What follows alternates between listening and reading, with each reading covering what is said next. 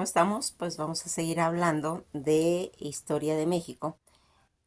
Estamos ya hablando ya sobre la decena trágica, sobre esa intervención en la que Francisco y Madero va a tener ese fuerte impacto sobre estar en contra de la nueva reelección de Porfirio Díaz y que se va a desencadenar todo eso.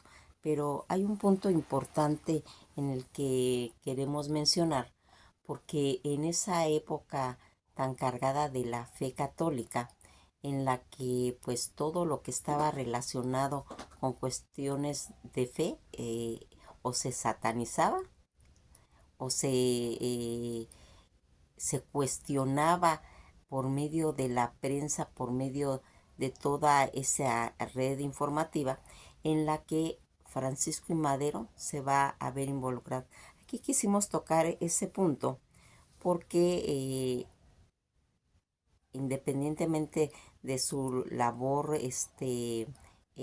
cotidiana en cuestiones de la política, también tiene su lado humano. Ese lado humano en el que se va a ver, pues, se puede decir, sellado por todas las corrientes que en ese momento él había vivido en Francia y pues una de las situaciones en las que pues aquí se va a ver que durante todo ese efímero pues gobierno de Francisco y Madero, que había sido desde 1911 hasta 1913 uno de los ataques, pues se puede decir, más encarnizados de la prensa, tuvo pues su génesis en la fe, como comentamos, con lo que el presidente pues abrazaba la doctrina del espiritismo. Injustamente varios diarios capitalinos pues lo calificaban a Madero como una especie como de loco que se comunicaba con los muertos. Francisco y Madero, fíjense, había sido pues marcado por el espiritismo desde 1801, cuando conoció pues casualmente a Allan Kardec, padre de la doctrina del espiritismo. Al despuntar el siglo XX, pues establecido en su natal San Pedro de la Colonia, en Coahuila, en medio pues de toda esa tranquilidad que se percibe a través de pues los estados, eh, aquí va a ir marcando pues eh, todos esos vergeles familiares que casi para ir cumpliendo ya él más o menos unos 30 años de edad, Madero va a iniciar formalmente la profesión de la fe hacia el espiritismo.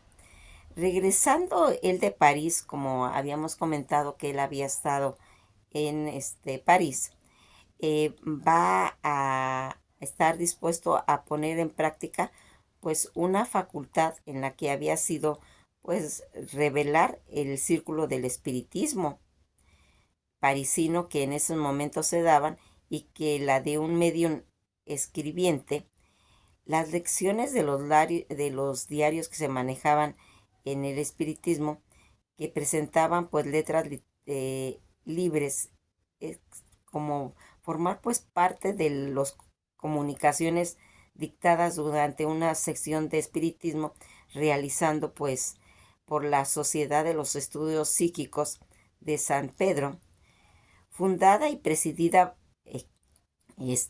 también por Madero. Y aquí va a, curiosamente,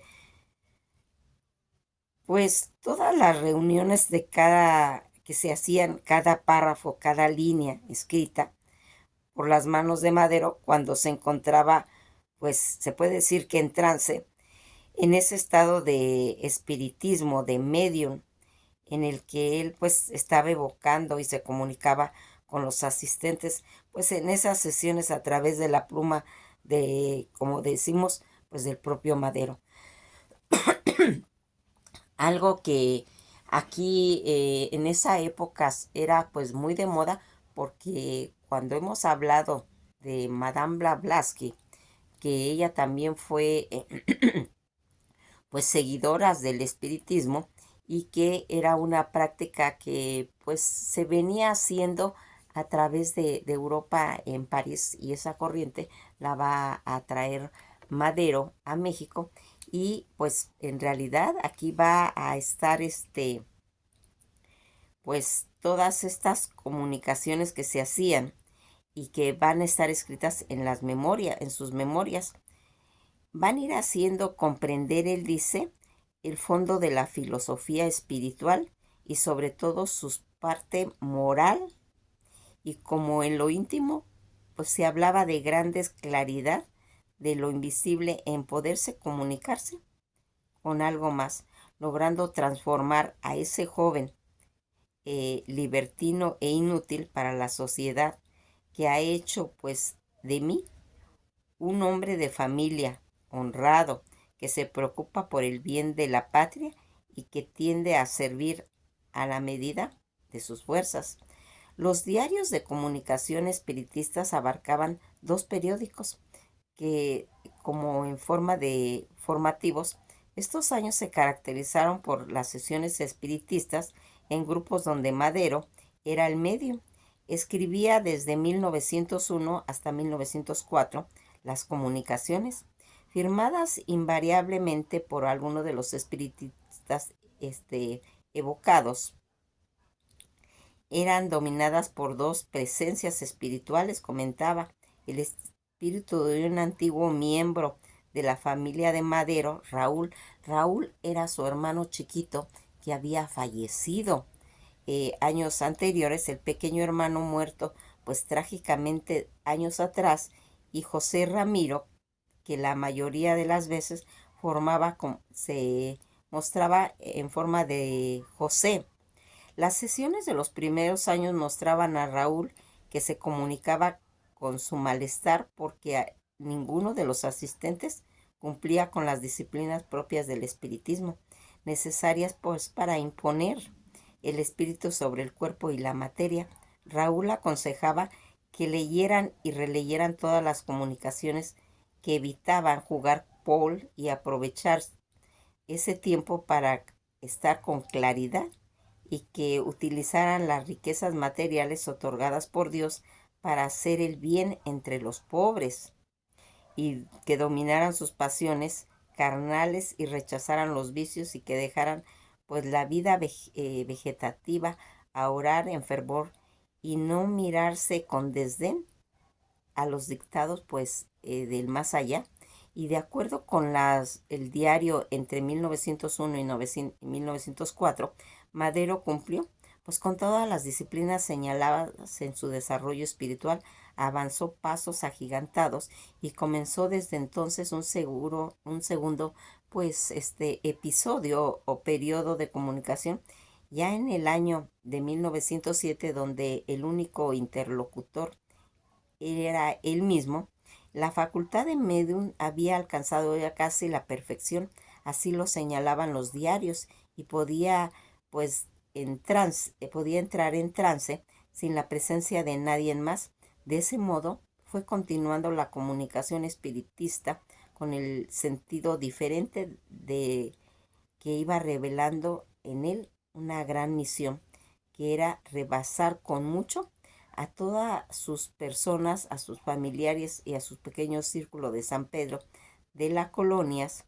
Era pues un destino, se puede decir, que alcanzar la patria entera para su liberación. A partir ya de 1907, el espíritu de José, presente en casi todas las comunicaciones, anunció a Madero la gran cruzada democrática que debería de emprender poco tiempo después, y de elegir un dominio aún mayor de sus pasiones. Entonces Madero comenzó a prepararse de otro modo. Solía retirarse pues a lugares solitarios, generalmente a su rancho, Austria, donde meditaba y oraba profundamente.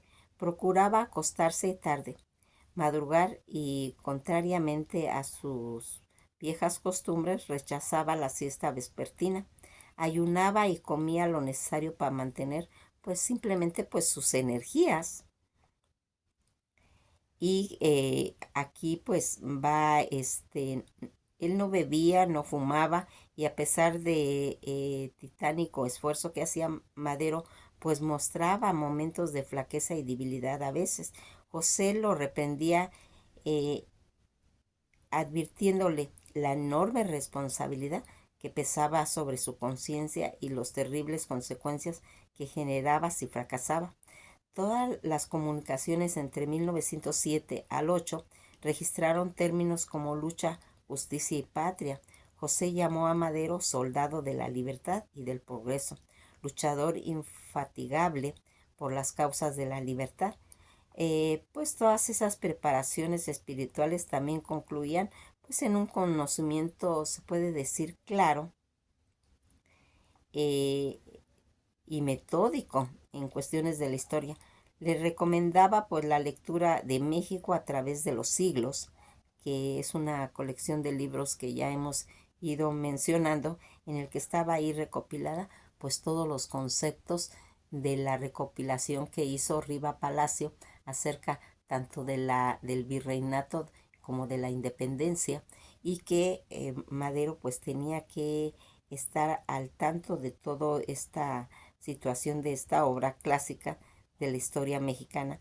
Debería también leer los periódicos, conocer a la perfección toda esa situación política en la que se estaba el país, y llevar notas y un diario cotidiano de todas sus actividades. Madero pues se va a entregar a la misión, y que según las doctrinas del espiritismo le habían sido encomendadas por la providencia. Las comunicaciones pues muestran muchas de las grandes presiones del camino recorrido por Madero desde 1901, su dura preparación, sus constantes caídas, las dudas, los aciertos y el éxito hasta alcanzar el destino, pues que lo llevaría al escenario nacional y publicar la sucesión presidencial, que sería en 1910, diciembre del 1908, y una cruzada democrática en 1909. Ambos acontecimientos serían parte fundamental de la comunicación. Ambos hechos transformarían toda la historia de México. ¿Qué les parece toda esta situación cuando hablamos del espiritismo que manejó Francisco y Madero? No debe ni debería verse como una charlatanería o una excentricidad. Fue una creencia simplemente que marcó el rumbo de todos los actos de la vida pública y privada. Su fe, la democracia, la defensa de la libertad y su respeto a la dignidad humana, pues que innegablemente hablaba sobre todas esas aguas que contiene el espiritismo, esa claridad. Madero hablaba siempre: hablo para los vivos, solo en cuantas ocasiones hablo con los muertos, aunque aquellos que no quieran y no quieran escuchar, que renunciaron a su libertad, vienen implacablemente en su caída. Eso comentó en 1999 Alejandro Rosas Robles. Fíjense toda esta situación en la que nosotros vamos a estar pues emergiendo todo lo que había traído Francisco y Madero. Había sido marcado por el espiritismo desde 1891, y que va a ir haciendo esa creencia profunda del espiritismo. Prueba de ello es la biblioteca que pues en cierta forma se fue resguardando. Francisco Madero, que creyó profundamente en el espiritismo, prueba de ello es la biblioteca de Allan Kardec de 1804 hasta 1869, y que hay un total de 20 libros del siglo XVIII hasta el XX.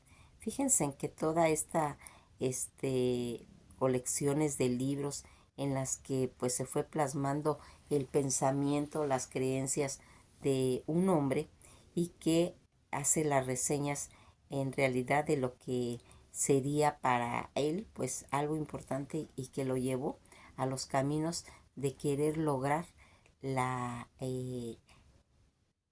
defender los derechos del ser humano en esa época que a él le correspondió.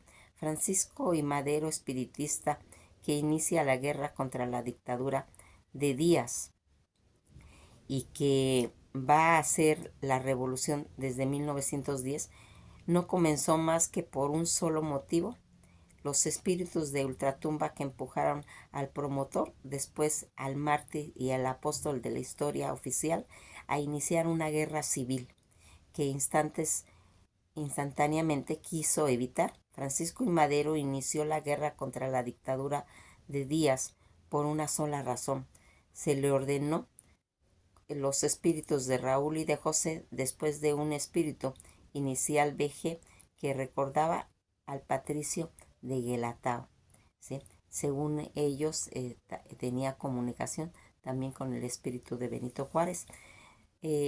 Comentaba: me tocó tener contacto con el tema hace muchos años a través de un libro publicado en la que fue la severísima colección Duda de la editorial Posada. Ya hemos hablado, inclusive en Chantal León hay un video de todo lo que es la colección Duda, si quieren darle una checadita, que es una colección que nos abre nuevas puertas al conocimiento.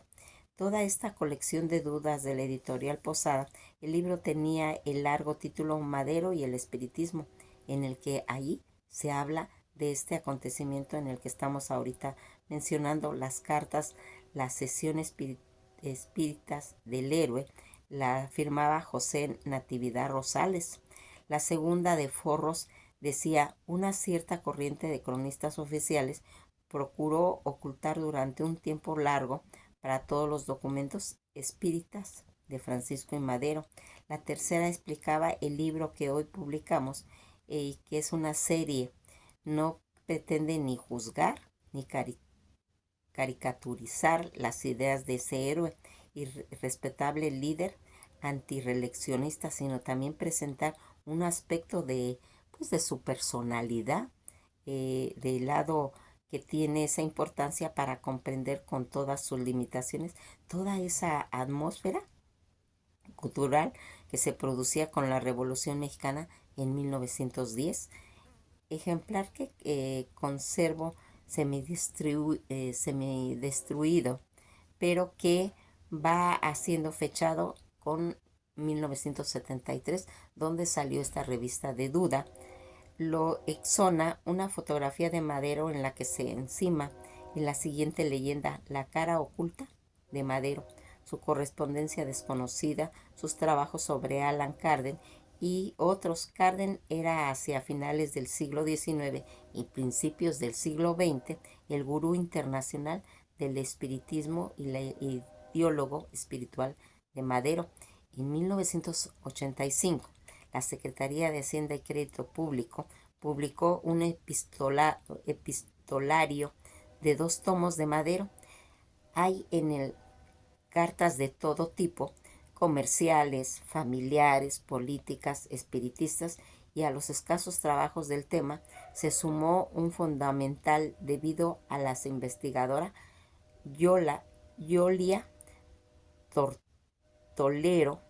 Sorprende al lector como los espíritus que empujaban a Madero a leer la descomunal obra México a través de los siglos le ordenó escribir la sucesión presidencial en 1910 y que iniciara por fin y que debería prepararse para una lucha.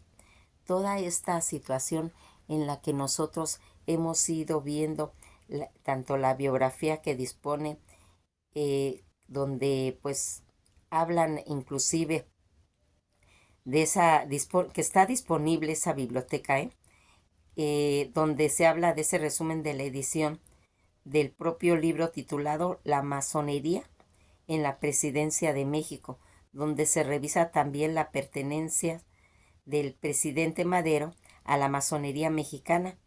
Ha tratado el tema de la colaboración anterior, pero faltaba a todos los especialistas el tema de un trabajo fundamental: el hallazgo y la publicación principal de trabajos espiritistas del expresidente, que desataba pues ese culto en los archivos de gobierno. El trabajo fue titulado en 1911 Manual Spiriti y lo firmaba el apóstol del seudónimo Bhima, deidad hindú, Ese libro de un centenar de páginas, pues era imposible de conseguir. La SHPC omitió en 1985 que es la incorporación del manual al epistolario maderista. Y por fin, pues la autora y la investigadora Catherine Maciel Mayo publicó en un solo tomo tanto el análisis del entorno político y la cultura del modernismo como el manual completo. En el libro de pues Maciel va a estar mencionado toda esta secuencia en la que nosotros pues nos vamos dando cuenta que todas estas cuestiones del maderismo como el manual completo, el libro de Maciel Mayo se titula Odisea, Metafísica hacia la Revolución Mexicana. Francisco I. Madero y su libro secreto, Manual Espírita, la autora esposa del gobernador del Banco de México, Agustín Castem, anteriormente titular de la SHCP, ha tenido la delicada gentileza pues de llegar un ejemplar firmado. Gracias a los esfuerzos de la doctora Maciel Mayo puede saberse ahora el público en que descansa pues los andamiajes de la cultura de Madero. El manual, publicado en 1911, está fechado en agosto de 1909, mientras que Madero hace planes para enfrentar a la dictadura y que tiene la siguiente dedicatoria. El autor dedica este modesto trabajo a los nobles y grandes espíritus que lo han sacado de la tiniebla y de la ignorancia, han abierto ante sus ojos esplendorosos y vastos horizontes que han hecho que su corazón, antes frío por el egoísmo, palpite ante la miseria de la humanidad. El manual es propiedad, dice, el libro es de la Junta Permanente del Segundo Congreso Espírita de México y autoriza la reproducción si se cita la fuente. El índice es el siguiente: la introducción en el capítulo 1, breve exposición de la doctrina espírita; en el capítulo 2, parte de la historia de Cristian Hermes, Moisés Jesús de Nazaret y las revelaciones espíritas; en el capítulo 3, los fenómenos con los que se funda el espiritismo, todo ese fenómeno anímico, fenómeno espírita; en el capítulo 4, parte filosófica teórica sobre el espíritu, sobre la teoría, sobre el desdoblamiento, la teoría del fantasma espírita, escritura mecánica, apariciones de fantasmas visibles y tangibles, reencarnaciones de Dios; en el capítulo 5, moral y espírita, deberes del hombre para con Dios y oración del Padre Nuestro; en el capítulo 6, en todo lo que va haciendo ese resumen. Madero se definía en la categoría de medium. Escribía, pues el lector seguramente recuerda cómo la cinematografía comercial nos ha hecho saber que los espíritus se comunican con golpecitos audibles, uno sí, dos no. El medio del desarrollo del temática como parte del hipnotismo, sonambulismo, la reencarnación, la telepatía. Francisco I. Madero dice en su manual que esa ciencia o técnica de los golpecitos audibles se llama tipología. Concluyamos, la doctora Maciel Mayo plantea una crítica de la simplificación de nuestra historia nacional. La simplificación brutales como son brutales, y cuando una historia mutilada o digamos quirúrgicamente mejorada se repite y se repite sin hacerse preguntas, empieza a ser una especie de mentira. La historia de la Revolución de 1910, que hace a un lado el espiritismo de Madero y la influencia de los teósofos y de otros en las esferas esotéricas norteamericanas e europeas de fin de siglo, de esa clase, pues, que dicen de mentiras. Madero, que lo que realmente ocurre, cuando Madero dice que se comunicaba con los espíritus, en un trabajo dedicado a Madero, Enrique Clauser opina sobre lo verdadero o lo falso de las apariciones de este y otros espíritus de Madero. El historiador escéptico al principio no puede pronunciarse, pero tampoco necesitas hacerlo. Si las revelaciones lo eran en realidad o expresaban más bien una proyección inconsciente del poseído, el resultado es convergente. Se trataba de un andamiaje de creencias que Madero desarrolló sobre sí mismo y que lo normó en su vida, independiente y de sus orígenes ancestrales o psicológicos. Quizás nunca sabremos científicamente lo que ocurrió en esas sesiones espiritistas del expresidente. Lo que es para mí definitivamente es que en esas sesiones salió la chispa con la que Madero comenzó el incendio con que se convirtió la Revolución Mexicana. Nos quedamos hasta aquí, pues esto ha sido todo por hoy. Quisimos mencionar esta situación que a veces en cuestiones de la historia queda borrada, porque también tenemos que conocer los lados humanos de todos esos personajes que tuvieron esa repercusión a través del importante papel que jugó en la historia Francisco y Madero. Que pasen una bella tarde y esto ha sido todo por hoy.